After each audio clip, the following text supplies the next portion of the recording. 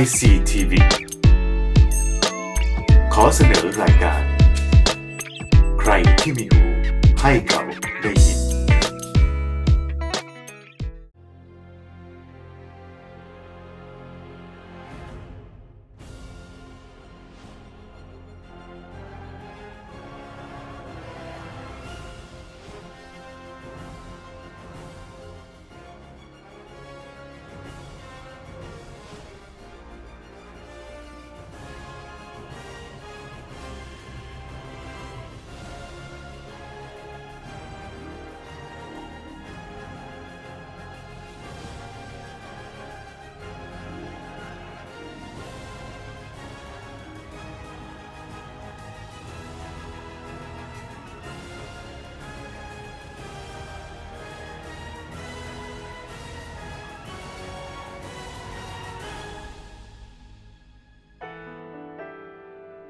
A man by the name of Bill Britton had a dream. The name of the dream is called Harness of the Lord. Today, I'll be sharing this story, Harness of the Lord. I hope you enjoy it. Word with Took.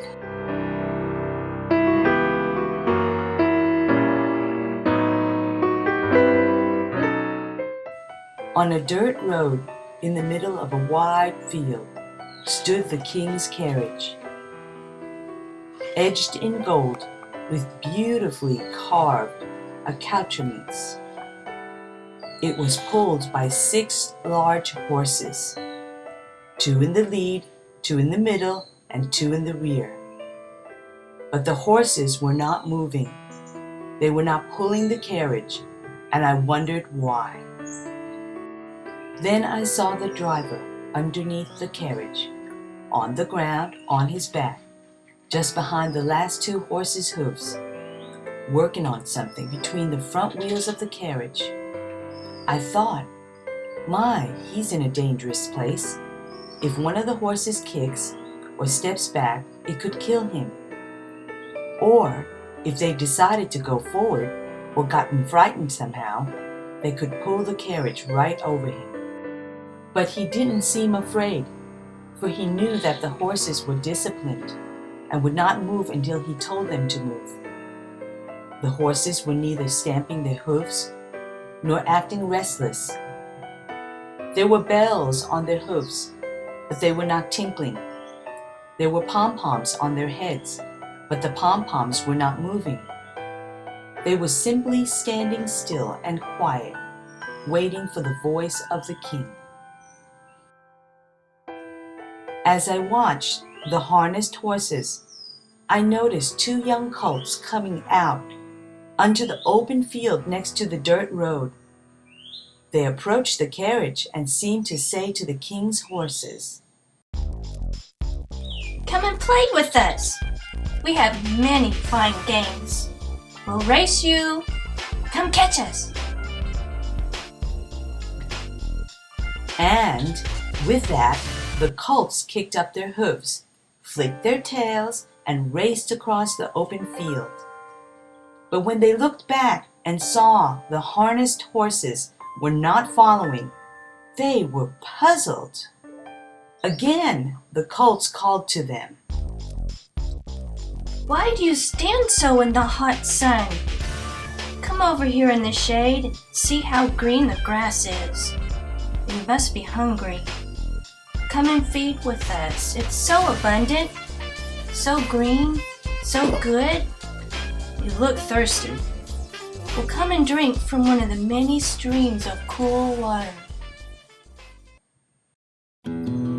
but the horses didn't reply or respond in any way. The colts knew nothing of harnesses and could not understand why these horses did not respond. The colts again called to the horses, but they did not answer. Neither did they stomp their feet or toss their head in response. They stood quiet and still, waiting for the voice of their king. The scene changed. I saw lariats fall around the necks of the two colts, and they were led off to the king's corral for training and discipline. How sad they were as the lovely green fields disappeared, and they were put into confinement of the corral with its brown dirt and high fence. And then the trainer began to work with them, with his whip and with his bridle. How difficult for those who had been accustomed to such freedom all their lives. The colts ran from fence to fence, seeking freedom, but found that they were confined to this place of training. And then the trainer began to work with them, with his whip and his bridle. How difficult for those who had been accustomed to such freedom all their lives. I don't understand the reason for this torture and this discipline. What great crime have I done to deserve this? Little did they know of the responsibility that was to be theirs when they had submitted to the discipline and finished their training, learning to perfectly obey their trainer. All they knew was that this training was the most horrible thing they had ever known. One of the colts rebelled under the training and said, This is not for me. I like my freedom, my green hills, my flowing streams of fresh water. I will not take any more of this confinement, this terrible discipline. So he found a way out, jumped the fence, and ran happily back to the meadows of the grass. And I was astonished that the trainer let him go and did not go after him. He devoted his attention to the remaining colt. This colt, though he had the same opportunity to escape, decided to submit his own will and learn the ways of the trainer. And the training got harder than ever, but he was rapidly learning more and more how to obey the slightest wish of the trainer and to respond to even the quietness of his voice. And I saw that had there been no training or testing, there would have been neither submission nor rebellion from either of the cults. For in the field, they did not have the choice to rebel or submit. But when brought to the place of testing, training, and discipline, it was then that the obedience of the one and the rebellion of the other were made manifest. And though it seemed safer not to come to the place of discipline and confinement because of the risk of being found rebellious, yet I saw that without this, there could be no sharing of the abundance of the king.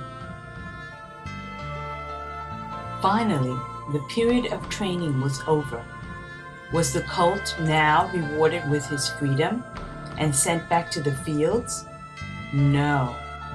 But an even greater confinement than ever now took place, as a harness dropped about his shoulders. Now he found there was not even the freedom to run about the small corral, for in the harness he could only move where and when his master spoke. And unless the master spoke, he stood still.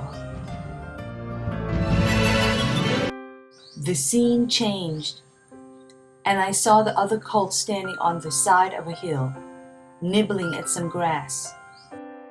Then across the fields, down the road came the king's carriage, drawn by 6 horses. With amazement he saw that in the lead on the right side was his brother colt, now made strong and mature on the good grain in the king's stable. He saw the lovely pom-poms shaking in the wind, noticing the glittering gold-bordered harness about his brother. heard the beautiful tinkling of bells on his feet, and envy came into his heart. Thus he complained to himself, "Why has my brother been so honored, and I am rejected? They have not put bells on my feet, nor pom-poms on my head. The king has not given me the wonderful responsibility of pulling his carriage, nor put about me gold harness. Why have they chosen my brother instead of me?"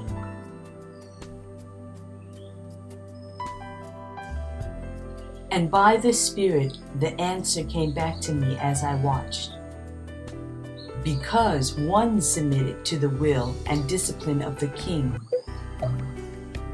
and one rebelled, thus has one been chosen and the other set aside. Then I saw great drought sweep across the land, and the green grass became dead, dry, brown, and brittle. The little streams of water dried up, stopped flowing, and there was only a small muddy puddle here and there. I saw the little colt. I was amazed that it never seemed to grow or mature. As he ran here and there across the fields looking for fresh streams and green pastures, finding none. Still he ran, seemingly in circles, always looking for something to feed his hunger and quench his thirst. But there was drought and famine in the land, and the rich green pastures and flowing streams of yesterday were not to be had. And one day the colt stood on the hillside. "I'm alone on this hillside, so weakened, and my legs are so wobbly, wondering where to go next to find food. It's no use. Food, green grass, fresh flowing streams are the things of the past." Suddenly he saw the king's carriage coming down the road, pulled by 6 great horses, and he saw his brother, strong, with muscles rippling, sleek and beautiful from much grooming. His heart was amazed and perplexed, and he cried out, "My brother, where do you find the food to keep you strong in these days of famine and drought? I've run everywhere in my freedom, searching for food, and I find none. Where do you, in your awful confinement, find food in times of drought and famine? Please tell me. I must know." And then came the answer in a voice filled with victory and praise. In my king's house there is a secret place in the confines of his stables, where he feeds me by his own hand, and his granaries are never empty, and his well is never dry. And the Lord made me to know that in that day, which is presently near, even at the door, when people are weak and famished in a time of physical and spiritual famine, that those who have lost their own wills and have come into the secret place of the Most High, into the confinement of His perfect will, shall have plenty of bread of heaven and a never-ending flow of fresh streams of living water and revelation by His Spirit.